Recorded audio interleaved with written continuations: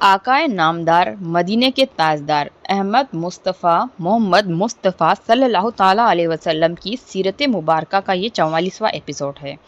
हमारे नबी की नबूवत के बाद 3 साल तक इस्लाम की दावत देने का काम पर्दे में किया गया। उसकी वजह इस तरीके से है कि मक्का दीन अरब का मरकज़ था, यानी कि सेंटर था।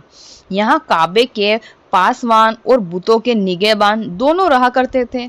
मक्का और पूरा अरब बुतों को बहुत इज्जत देता था। उन लोगों की बुतों के प्रति अकीदगी को एक झटके में ख़त्म नहीं किया जा सकता था और एक झटके में हिलाया नहीं जा सकता था। इन सभी कैफियतों के मद्देनज़र हिकमत का तकाजा ये था कि अहले मक्का को एकदम इस्लाम की दावत देना ठीक नहीं होगा। हमारे नबी ने सबसे पहले जिन लोगों को दीन की दावत दी, ये वो लोग हैं जिनसे आपका गहरा राब्ता और ताल्लुक था।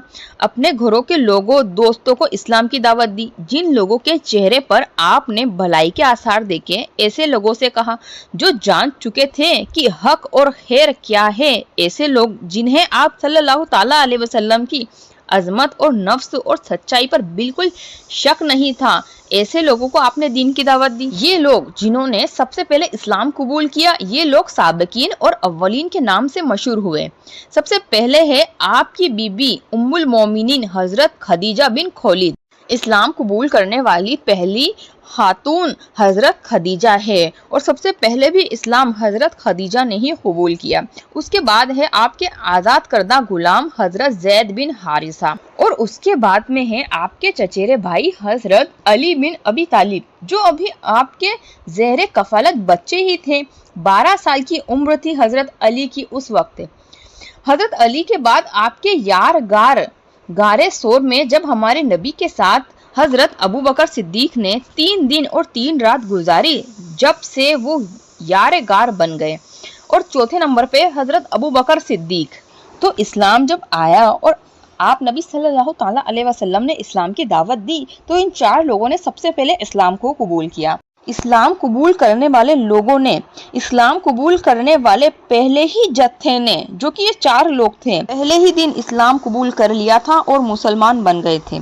हजरत अबू बकर सिद्दीक इस्लाम कबूल करने में और इस्लाम की दावत देने में सबसे अहम और सबसे आगे थे।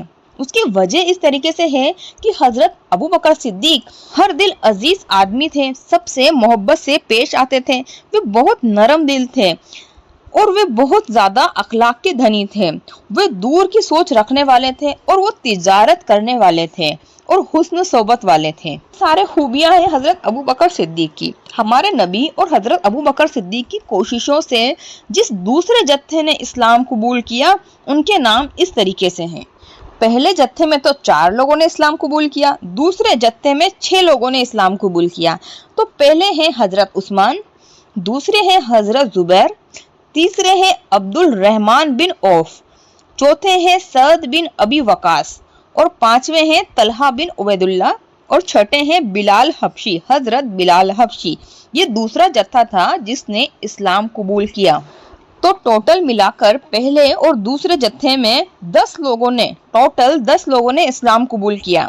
अब बात करते हैं कि तीसरे जत्थे में किन लोगों ने इस्लाम कबूल किया। इसके बाद में मुसलमान होने वाला तीसरा जत्था, उनके नाम इस तरीके से हैं कि हजरत अबू उबैदा, हजरत आमिर बिन जर्रा, हजरत सलमा बिन अब्दुल असद, हजरत अकरम अबी अल अकरम, हजरत उस्मान बिन मज़ऊन, हजरत कदामा बिन मज़ऊन, हजरत अब्दुल्ला बिन मज़ऊन, हजरत उबैदा बिन हारिस, हजरत सईद बिन जैद और हजरत सईद बिन जैद की बीवी यानी कि हजरत उमर की बहन फातिमा बिन खत्ताब और आखिर में है अब्दुल्ला बिन मसूद और दूसरे कई अफराद जो मुसलमान हुए थे। ये मजमों की शक्ल में कुरैश के तमाम शाखों से ताल्लुक रखते थे।